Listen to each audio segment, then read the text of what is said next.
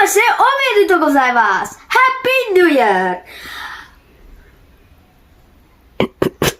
പുതുവർഷ ആശംസകൾ. അപ്പം നമ്മളുടെ മുന്നിൽ ഒരു പുതിയ വർഷം തുറന്നിരിക്കുകയാണ്. ജപ്പാൻകാരുടെ ന്യൂ ഇയർ ആഘോഷങ്ങൾ എന്തൊക്കെയാണെന്നൊന്ന് കണ്ടാലോ. വിൻ്ററിൽ അതിലൊക്കെ പോകണോണ്ടേ ലൈറ്റ് വെച്ചിട്ട് വരെ നല്ല അടിപൊളിയായിട്ട് ഡെക്കറേറ്റ് ചെയ്തിട്ടുണ്ടാവും കേട്ടോ. ന്യൂ ഇയറിൻ്റെ മുന്നത്തെ ദിവസം വരെ രാത്രി ഫുള്ള് ആക്റ്റീവായിട്ട് ഫയർ വർക്ക്സ് ഒക്കെ ഉണ്ടാവും കേട്ടോ. ന്യൂ ഇയറിന് ജപ്പാൻകാർക്ക് പിന്നെ സ്പെഷ്യൽ ഫുഡുണ്ട് കേട്ടോ. അതിലൊന്നാണ് കേട്ടോ ജാപ്പനീസ് ട്രഡീഷണൽ മൊച്ചി. അതിനുള്ള ക്യൂ ആണ് നിങ്ങൾ ഈ കാണുന്നത്. ഇവർ ഡിസംബർ 31 കഴിക്കുന്ന ഒരു നൂഡിൽസാണ് കേട്ടോ തോഷിക്കോഷി സോബ. ഇത് കഴിച്ചാൽ ഇവരുടെ ആയുസ് കൂടുന്നതാണ് ഇവരുടെ വിശ്വാസം. ഈ നൂഡിൽസിന് നല്ല നീളം ഉണ്ടാവും കേട്ടോ. അതുകൊണ്ട് തന്നെ ഇവർ പറഞ്ഞത് എന്താ വെച്ചാൽ ലോങ് നൂഡിൽസ് ലോങ് ലൈഫ്. ഞങ്ങൾ ജാപ്പനീസ് ഫ്രണ്ട്സ് ഞങ്ങളോട് വെച്ചേ ഇന്ത്യത്തെ ന്യൂ ഇയർ സ്പെഷ്യൽ ഫുഡ് എന്താന്ന് കേട്ടോ.